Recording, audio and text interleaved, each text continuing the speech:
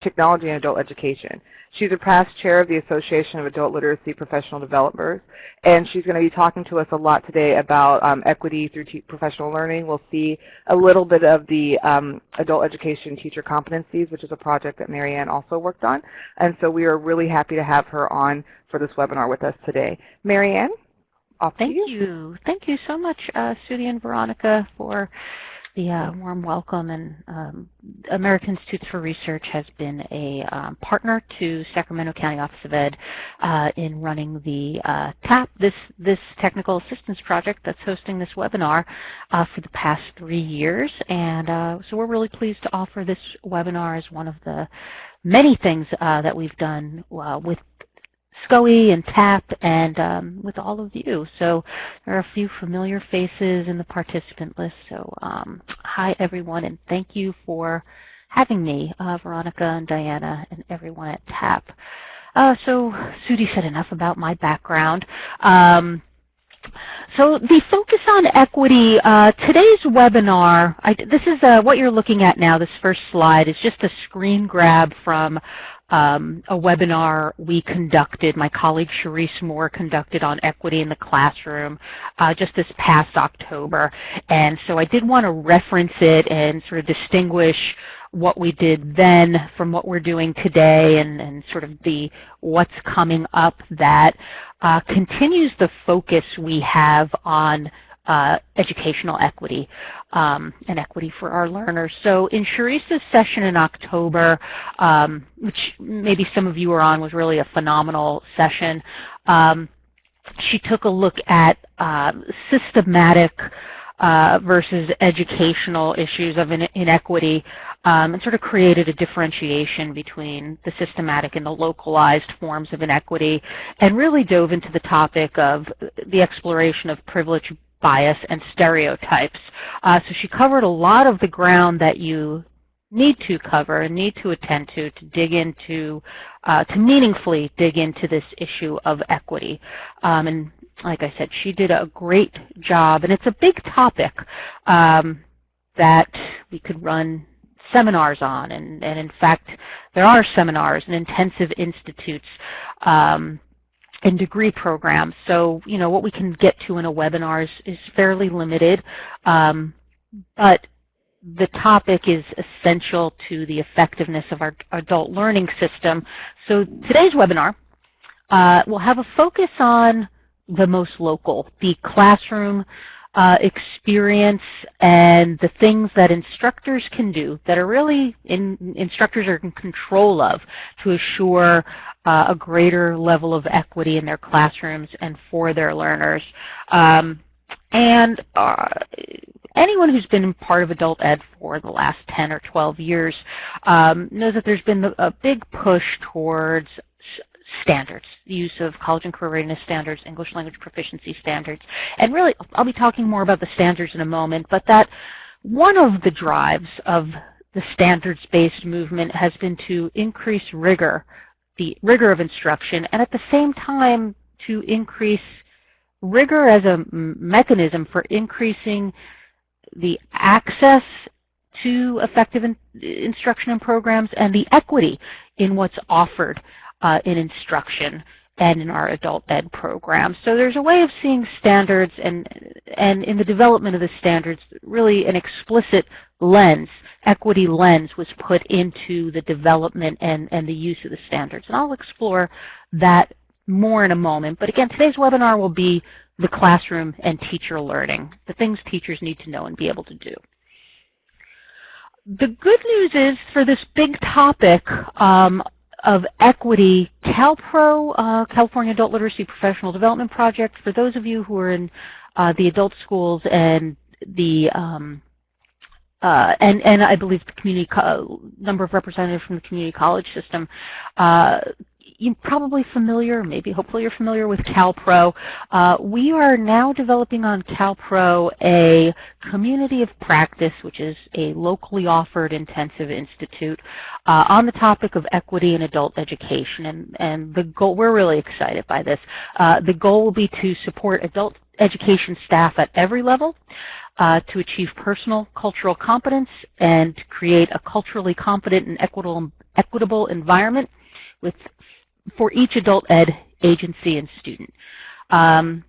What's cool about this upcoming community of practices is the audience. So I'll just go down to the bottom of the slide. If you're familiar with CalPro, you know that we offer a lot for teachers and a lot for administrators and teacher teams and program teams.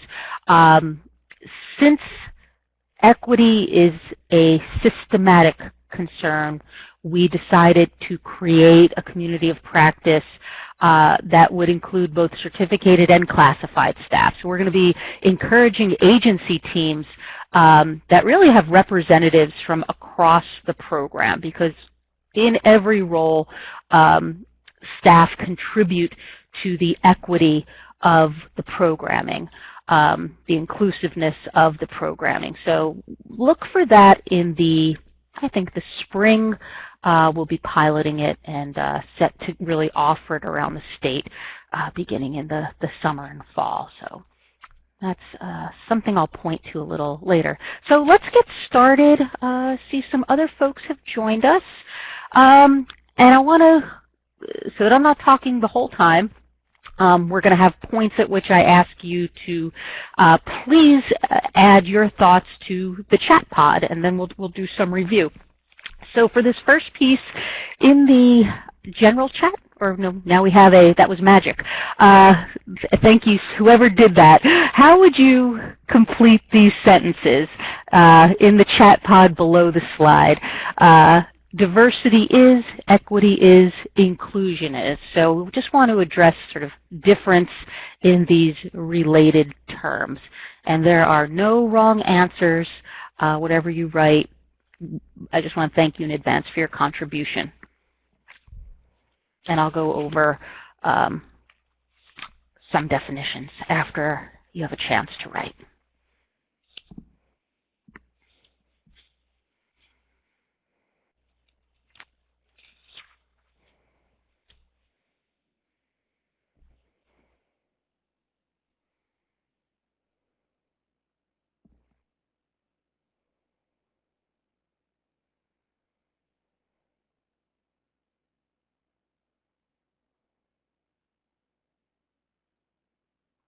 Thanks, Melanie, for getting us started.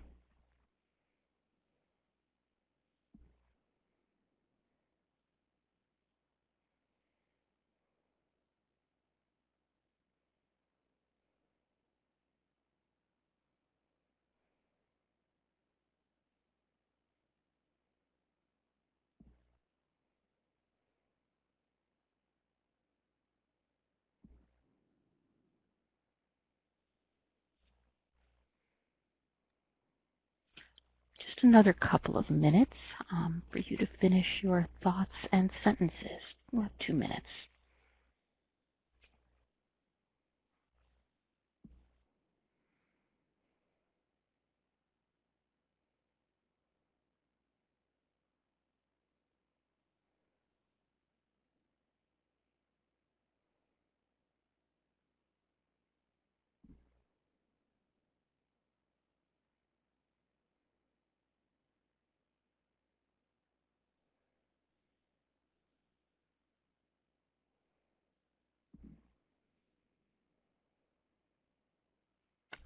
Okay, and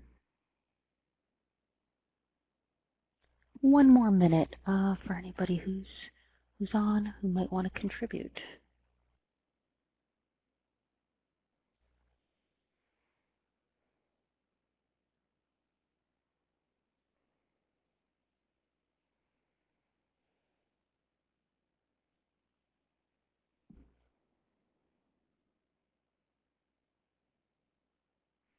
Okay, and please feel free to type. I'll just review a few of these responses, which all really look, spot on in getting us moving in the direction we want to go. So Melanie wrote, diversity is uniqueness or difference. Let's see what else we have for diversity. Rachel wrote, diversity is all things that make us unique and different. Carla wrote, diversity is everywhere. Equity varies by need. Thank you for that, Carla. Sylvie wrote, diversity is the inclusion of everyone regardless of sexual preference, race, socioeconomic backgrounds. etc. Nuala, I hope I pronounced your name right, wrote diversity is a variety of backgrounds, ethnicities, ages, etc. Christy Reyes, hey Christy, wrote, I believe, diversity is about ethnic ability, language, experience, etc. Shannon wrote, diversity is difference or variety. Equity is getting individual needs met. Inclusion is diversity plus equity. Everyone is met where they are in order to succeed. Thank you, Shannon. Let's see. And equity, Melanie wrote, equity is everyone gets what they need to succeed. I'll just go to a few here because it really seems like everybody's on the same track. Equity is Sylvia wrote, equity is providing resources to those who need it based on identifiable needs. And Christy wrote, equity is everyone starts at the same place with the same opportunities. Thank you all for contributing. And this definition, these definitions, and there's different ones, but you know, they all attempt to capture about the same idea.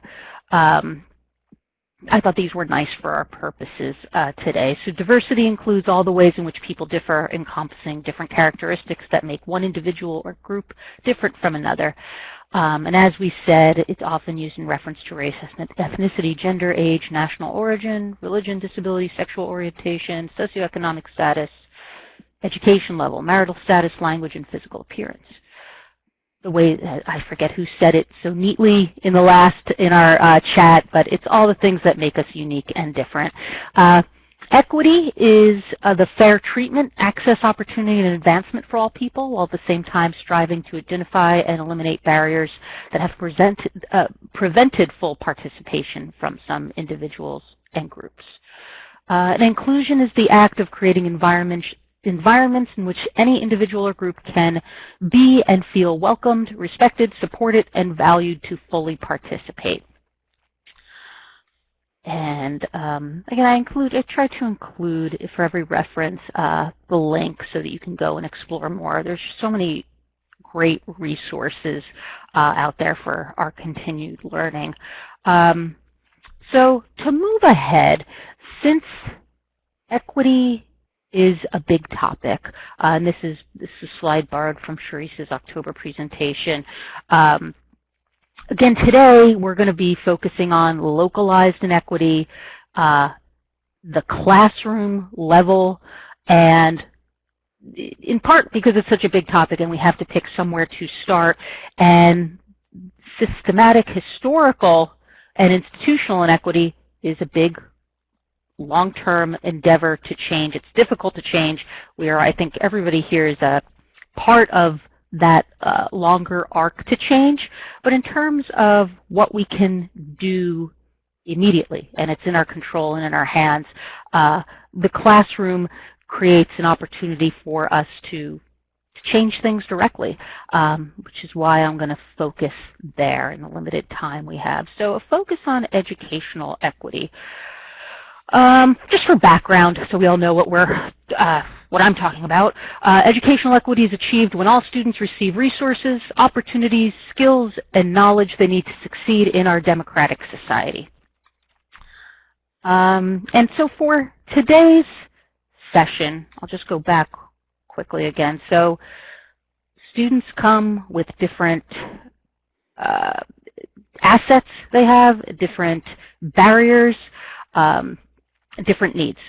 And so what we want to do in our programs and classrooms is assure that a few things to have the greatest level of equity possible in what we offer. High standards. We are expecting and providing opportunities for everybody to achieve their goals and to have a high quality, highly effective education. And part of that is standards.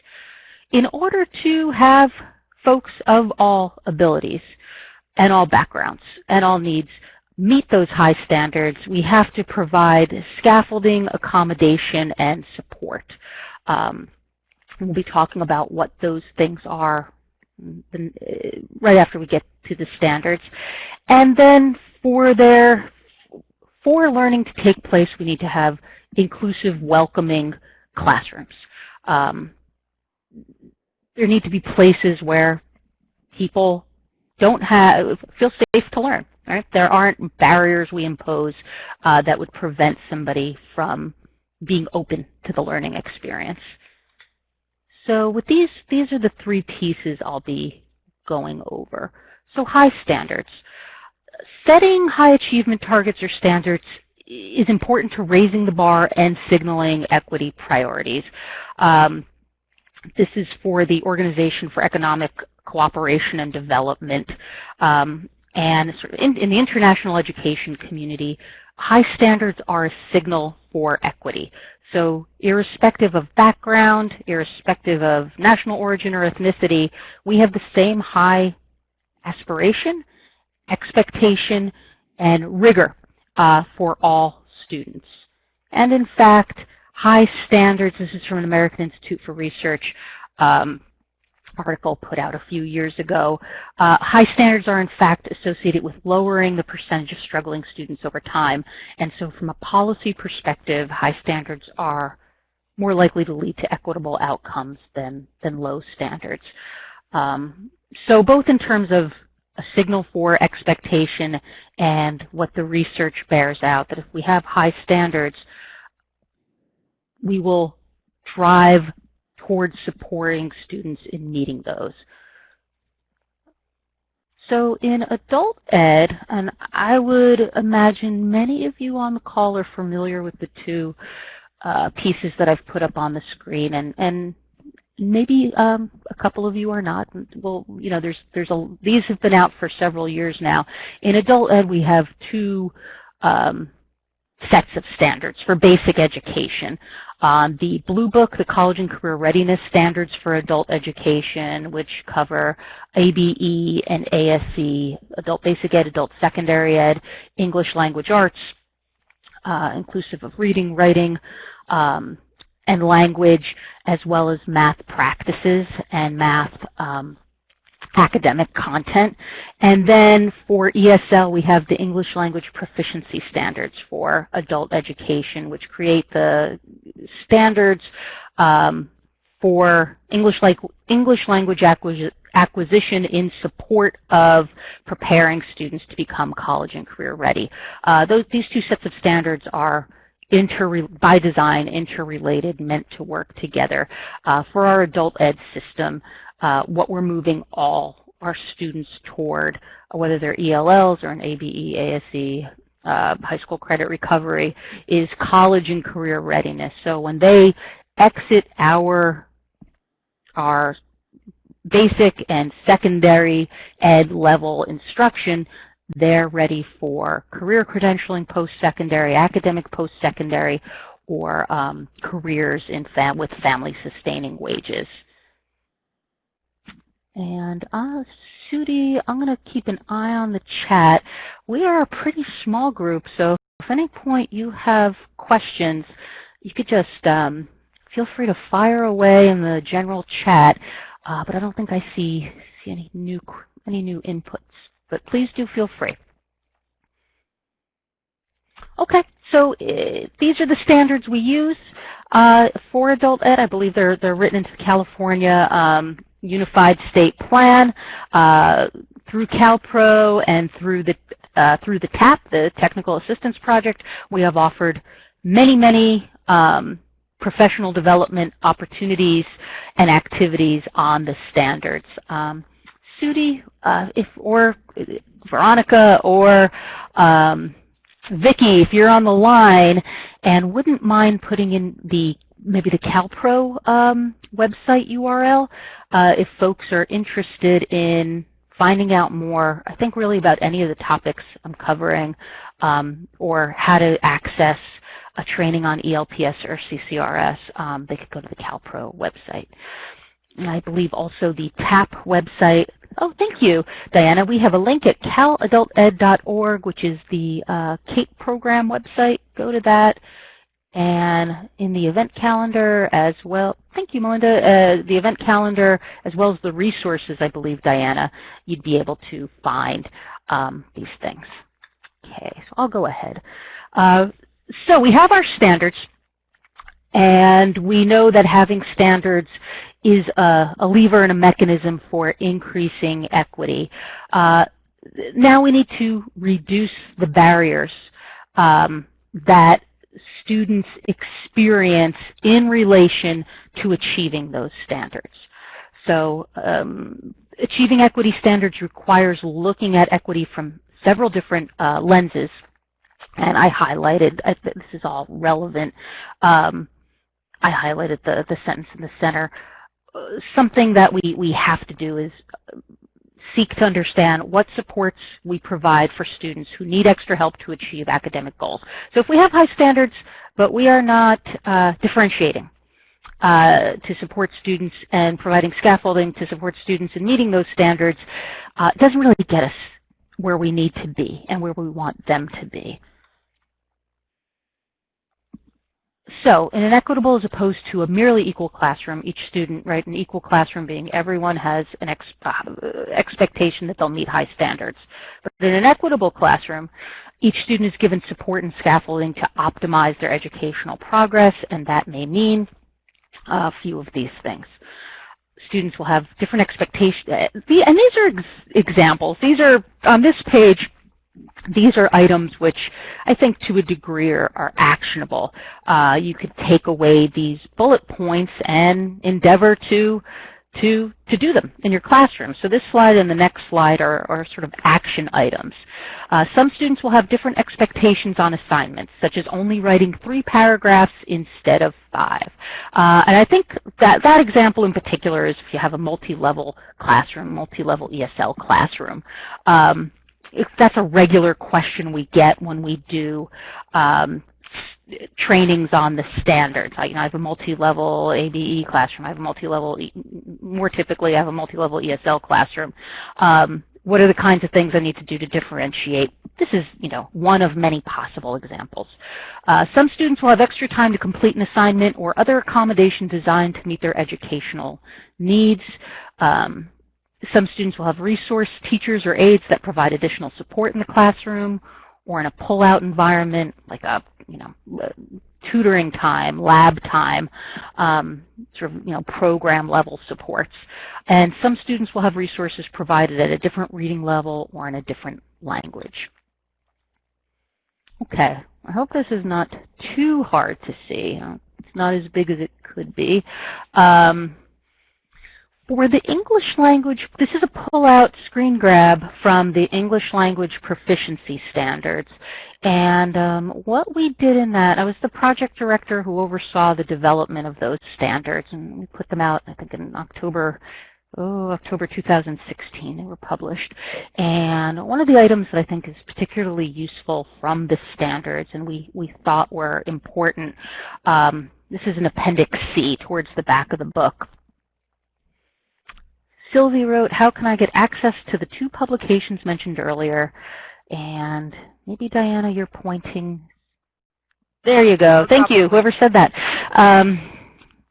Let's see. So anyway, this is an Appendix C of the English Language Proficiency Standards, and they are 3 types of scaffolding supports by level. So for the first category of support is teacher language and teacher-student exchanges. So the things that you can do as a teacher in your presentation or in again, an exchange with students that you can do by level. So for ELP levels 1 and 2, not going to read through all of these. Some are give wait time, use think alouds, concentrate on meaning rather than correctness. And ELP level 3 and 4 in teacher language, teacher-student exchanges, again, giving wait time, using contextual clues in our language, repeat, paraphrase, and model. And for the highest level, there are 5 English language proficiency levels in the standards. I guess not to be confused with the 6 NRS levels, although they're very closely related. So at the highest level, we can model complex grammatical language about concrete and abstract topics. Then the next category is materials and activities, and this gets to purchasing choices. If you're a program, I think there were a few program administrators on the line with us. So these are teacher-created or purchased materials. And again, they're organized by level. Some examples from ELP level 1 to 2, the lower levels. Use visuals, do total physical response, graphic organizers, provide audiobooks, provide sentence starters, etc. I bet, and for those of you who are ESL teachers, I bet these are probably familiar to you and things you already do. So I hope that's sort of, the validation of your good work. And there's probably in this, we had a panel of educators who contributed to this, so hopefully there's a few things there that are new to you and give you some ideas for the classroom. For ELP levels 3 to 4, similar stuff, use non-native language text or ELP level appropriate text as an example. Purposefully teach vocabulary, so again, sort of targeted and also contextual. Provide word and phrase banks, provide sentence starters and frames. And then for our higher levels, this is sort of similar to our intermediate levels, provide audiobooks in English for the higher levels that would be appropriate. But you're reinforcing that language learned through the use of the audiobooks, graphic organizers, teach vocabulary in a purposeful way. And then the third category of scaffolding and support are student groupings. And these are the same across the board, and even though they're just in the ELP Standards document, and I don't believe not in the CCR document, these type of student groupings, I think, are valuable, maybe even essential for ABE, ASE, and ESL. So partner work right at all levels, doing partner work with, in the case of the lower levels, additional scaffolds, see the items above, and small groups with teacher support and additional scaffolds for both the lower level and intermediate level, and then the higher level. We're working towards independence. All of this pushes toward the whole idea of a scaffold is it's a temporary structure. We do these things to support learners in their productive struggle with the academic content or the language acquisition content, but the goal is to remove them and have students be able to do whatever substantive content independent of these scaffolds. Let's see, Sylvie, I hope it's okay if I call you out, Sylvie. You wrote in the I don't want to deter people from writing into the chat. I'm just keeping an eye on it. Sylvie wrote, to make college more accessible to adult school ESL students and be equity-minded, have college or adult schools developed a transition course? That's a question. I don't know the answer to that. I believe through the endeavor of the consortium, the curriculum alignment, transition level coursework has definitely been a concern. And you wrote, sure, thank you. I guess you let me off the hook for not having an answer, Sylvie. But I know that sort of at the state, both at the state level as well as at the consortium level, that's been one of the objects. And in fact, I believe on the TAP project, we have offered some technical assistance in terms of curriculum alignment. And a couple of, I think, Diana, you pointed out bridge courses. So some of those program level transition efforts have been bridge programs, integrated education and training programs, which are, of course, part of WIOA funding, but a endeavor larger than just WIOA. So there's been a lot taking place, and others are typing. So if you know if you have some information, this is a great time to share it with the group. Carla wrote EGACE, and I will admit, Carla, I do not know what that stands for. Is it Elk Grove Adult and Continuing? Yeah, of course, Carla. Elk Grove Adult and Continuing Ed has implemented career and academic preparation programs, bridge courses, and reading and writing. Thanks, Carla. It took me a second, but I recognized your name and then made the connection. Yeah, and Carla, I believe Carla and the team from Elk Grove did a webinar for us not that long ago on the whole issue of education, workforce alignment, and specifically we owe a Title I-II alignment, which is working with the I keep wanting to call them one-stops, the American Job Centers. And Diana points out many now have transition specialists, but I would have to check more about specific courses. Yeah, there's programming and there's roles, and so as Diana points out, the idea of the role of transition specialist has, I don't know how many consortium have hired that for that role, but I know that it's definitely something that came up many times in sort of initial planning processes. Carla writes, yes, we have a transition specialist. I bet many others do as well. All right, I'm going to go on. Okay, so standards, CCRS and ELPS. We know that for students to be successful in meeting the academic expectation enshrined in the standards, we have to provide scaffolding to reduce barriers. And the next piece is the final piece of my presentation, or the final concept of the presentation. The standards are taught and the scaffolds are offered in an inclusive classroom, one that values and models a value for diversity. And the slide that's up now is from the Adult Education Teacher Competencies.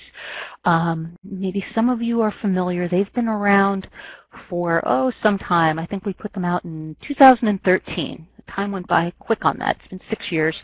I was the project director of that effort. It was funded by U.S. Department of Ed, OCTAE, and the whole idea of the competencies, and this is where we're really getting to teacher professional learning. If the standards, CCRS and ELPS, are meant to say this is what students need to know and be able to do, the adult ed teacher competencies are the corresponding piece for teachers. These describe what teachers need to know and be able to do. And for the adult ed teacher competencies, those 4 colorful squares are the 4 domains, like the big buckets that describe what teachers need to know and be able to do. Monitor and manage, right, the first piece, monitor and manage student learning and performance through data. To the right of that, and I guess the dark red, plans and delivers high-quality evidence-based instruction. I'm going along clockwise. In the bottom right, dark brown pursues professionalism and continually builds knowledge and skills, so pursuing our own professional growth and learning. And then the pull-out here is domain 3, which is effectively communicates to motivate and engage learners. Now, within each domain, there are a set of a few competencies, I think between 3 and 5 for each domain. And our pull-out here, effectively communicates to motivate and engage learners. For that domain, one of the competencies is models and understanding of diversity. And what does that mean? So we go with the teacher competencies, we go from the sort of big to small. The domains are the biggest feature, and then the competencies narrow down sort of descriptively what the competency is, what the domain is composed of, and then we get to these performance indicators that are most granular. So what does it mean to model an understanding of diversity? These are the 3 performance indicators associated with this one competency. So we use diversity of learners' home language, culture, and prior language literacy learning experiences as a resource for learning and building a classroom. So again, seeing those differences not from a deficit perspective, but rather as a sort of foundation perspective. When evaluating learner performance, tailors feedback based on an understanding of linguistic, cultural, and ability differences, such as when learners are members of vernacular speaking communities, are ELLs, or possibly have learning difficulties. and uses language and chooses classroom materials that respect learners' identities as individuals. And this is not exhaustive. I think with any document like the competencies, choices have to be made. We wanted to make sure in developing this with U.S. Department of Ed Octane and with our panel of professional learning experts and psychometricians and all the people who are involved in these types of standards documents, that we captured what we thought of as the most essential ideas. So there's more to it than this, and I think we as a group would come up with more. So for the next couple of minutes, I think with the competencies or the performance indicators, to actually do something with it, it's like, what does this look like? What does it look like in action? And so for each of the performance indicators, I just read through the three, we also created a sample.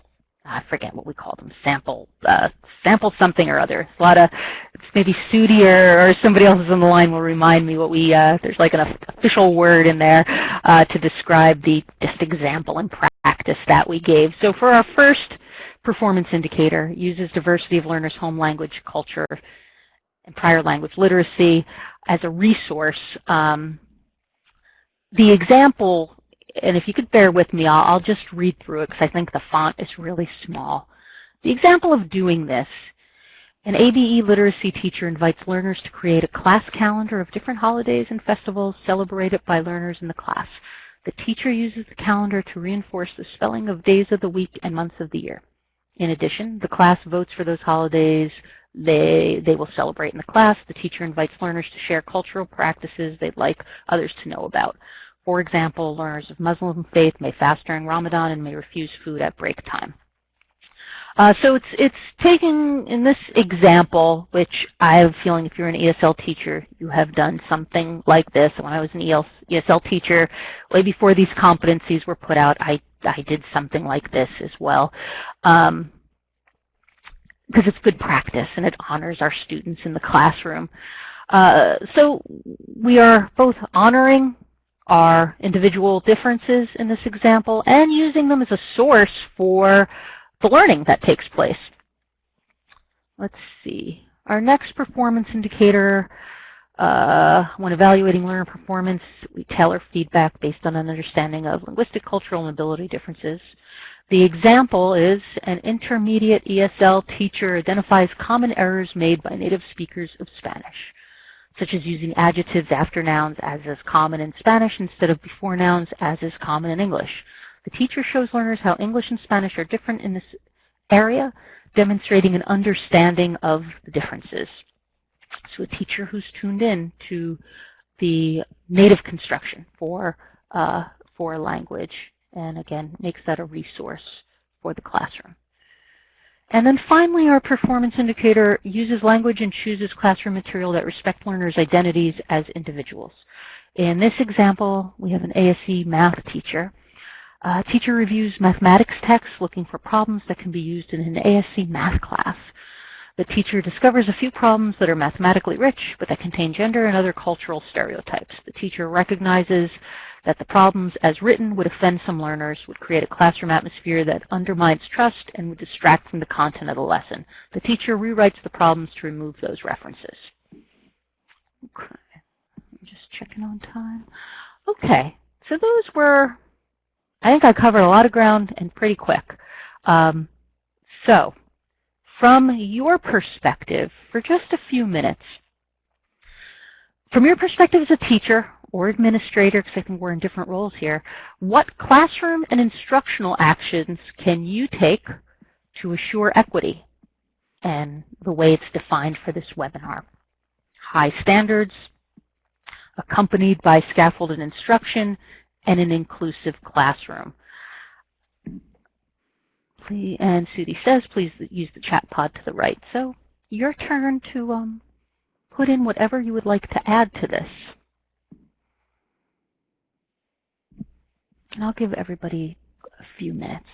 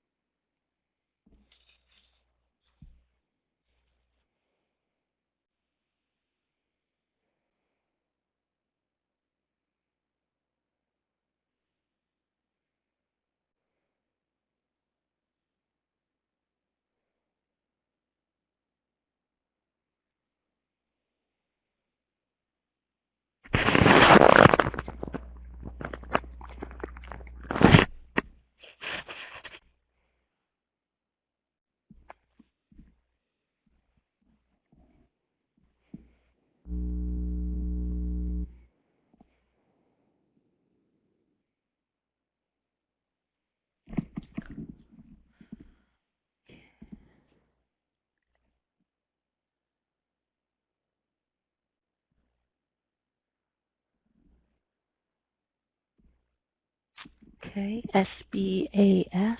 I don't know what I'm assuming adult school, but I'm not sure. SBAS, if you want to, in the chat pod on the left, let us know who you are. South Bay, okay. Okay, I was thinking Santa Barbara too, but South Bay. Really the South Bay, yeah, Redondo Beach. Not if you're in the north, you think of somewhere in the San Francisco area.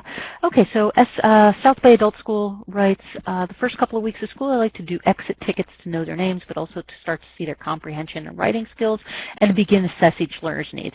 Yeah, thank you for putting in on that. I didn't touch at all on the intake and assessment process, but that is surely really having a fine-grained understanding of where each student is at is essential to be able to select the type of scaffolds we've been talking about. So thank you. Rachel from Shasta wrote, I'm not in the classroom and my goal will be to bring equity training to my adult ed teachers. Fantastic. And Rachel, it would be great when we start to offer the CalPro equity training, although I think there's a lot of good stuff on equity out there, but it will be available to you in your programs, around summer, fall. So we hope that you'll go to the CalPro site and maybe take us up on that. Let's see. Sylvie wrote, if you are talking about high standards, we need to include follow-up work completed outside the classroom by students. This would prepare them for college workload. Absolutely. Extending the classroom learning experience is a scaffold, in fact, for preparing students for the level of rigor expected in the college workload. So thank you for that, Sylvie. Melanie wrote, to prepare for and present to different learning styles. Melanie also wrote, discuss diversity and equity in the classroom. Yes. And I know that there's resources on that, Melanie. I'm actually going to bring that issue to our folks who are developing the CalPro Equity Institute, if there will be some sort of stuff to do in the classroom ready thing. So thank you for that suggestion, Melanie. Carla wrote, not in a class as well, enable teacher efficacy in meeting increased rigor, integration of ELPS and cultural proficiency. Absolutely. Administrators play that essential role in providing access to all of these resources to their teachers. And Melanie wrote, multi-tier systems of support, create a welcoming environment for all students. Thanks, Melanie. And from Nuala, giving students with a little experience with this alphabet writing system models and allowing them to answer questions orally while developing written skills. Fantastic. Sudi, I think, is adding one more. Also from Nuala, allow students to retake assessments and some students take longer. Yes. Thank you, Nuala. And I'm happy to give you the last word, Carla. I see you typing. Teacher support is continuous. Teacher support, as in providing professional learning supports, is continuous? That's how I'll take it. Oh, you're right. Yes, okay, good. We understand each other. Okay, so we have a few minutes left. Thank you for putting in on that. So kind of backtracking now in our last few minutes. And again, I do know we covered a lot of ground pretty quickly in this. We started with our definition and the definition of diversity. And we talked about what it means to have equity, the things that are under our control as instructors and program administrators. And so with this in mind, those things that we can do, how would we complete this sentence? It's a little different than how we started. Valuing diversity can be modeled in the classroom by. If you wouldn't mind finishing that sentence.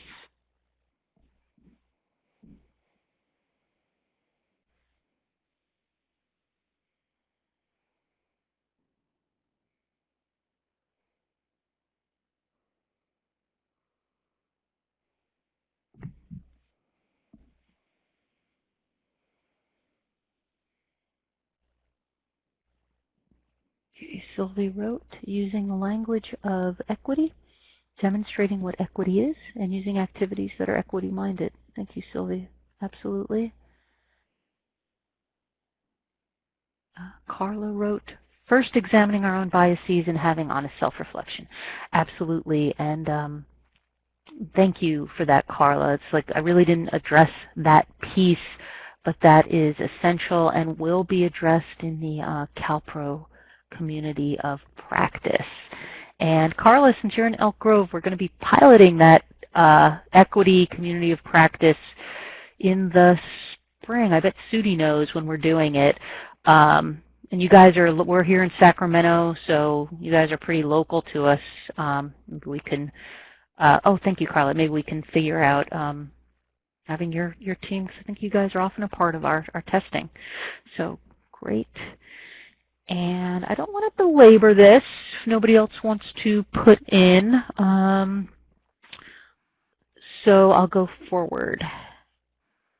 Inclusion, the act of creating environments in which any individual or group can be and feel welcomed, respected, supported, and valued to fully participate.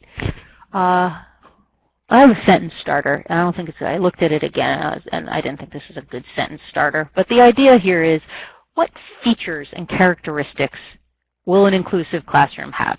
So if you can finish this sentence, feel free to have a better sentence starter. Inclusive classrooms will. You can improve on that, though, if you would want to.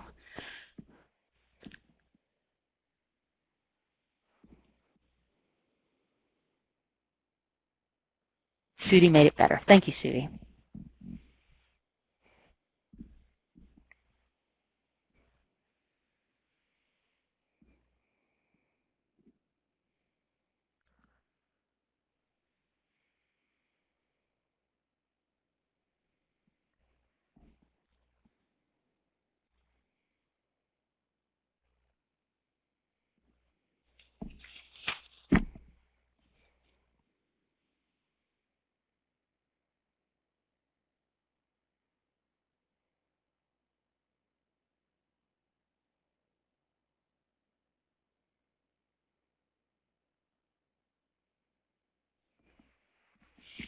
Okay, Melanie wrote, inclusive classrooms will feature students of all backgrounds in instructional materials. Yes, thank you, Melanie, for saying that. That's definitely something we want to look for in our material creation and selection process. Diana wrote, an inviting atmosphere, welcoming to all students. Absolutely, Diana, and that's in the hands of everyone, the front office, the front door that students work in. Really has to be staffed by somebody who can create from the start that type of inviting and welcoming environment. So thank you for that. Carla writes, inclusive classroom will have curriculum that reflects our diverse student population. I think the same sentiment as Melanie. And Sylvie wrote, a welcoming atmosphere in which everyone is accepted for who they are and what they bring to the classroom. And I think to Carla's point on the last slide, to be able to do that, an instrument in doing what Sylvie suggests here is examining our own biases and those things that would affect the classroom environment, the program environment, the instructional environment. Okay, and I know your fingers are burning up because I'm asking you to do a lot of typing, and this is the last piece. So educational equity is demonstrated when, again, boy, I'm looking at these sentence starters, and I guess you could look at it a million times and want to do it differently a million times. But I guess, well, how do we know when educational equity is achieved by what is taking place? How would you answer this sentence or improve on my starter? And there are a number of you in the participant list. I will not call anybody by name, but if you have not written anything, this is your last chance to have your voice be part of this. So how would you complete this sentence? Educational equity is demonstrated when?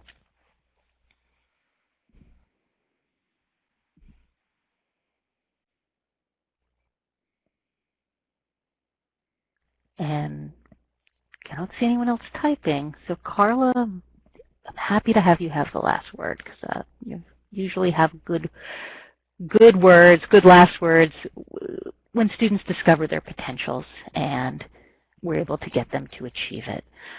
So, all right, nobody else is typing. Oh, Sylvie. All right, Sylvie wants the last word, and that's fine with me. And others, too, who have not put in, feel free to go for it now in our remaining minute.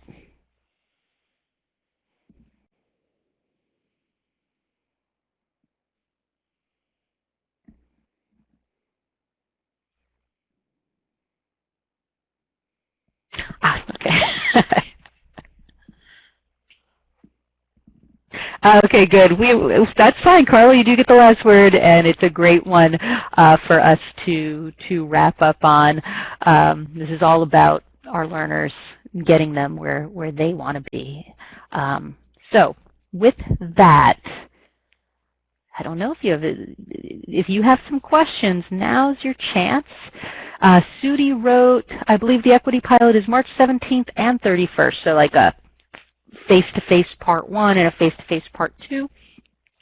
Keep an eye on the CalPro calendar for this information. It's we do it in our Sacramento office, so if you're anywhere in the region, we usually get folks, from the Bay Area up to really, all the way up to 5 across the 80. So big part of the northern region, the 10s. So we would love to see you there. And I guess with that, thank you. Thank you, everybody. This has been my pleasure to present on this important topic. And I'll hand it off to Veronica or Sudi if there's any final housekeeping or requests. Thank you. Thank you, Marianne, and thank you all very much for participating in this afternoon's webinar on equity in the classroom. I have posted the URL of exactly where the webinar recording as well as the PowerPoint presentation will be uploaded later on this afternoon. So please be sure to review this information and also share with other colleagues who were unable to participate in today's webinar. This is an ongoing conversation and we'd like everyone to be informed on the matter. I am about to close the webinar room, and when I do, an evaluation will appear.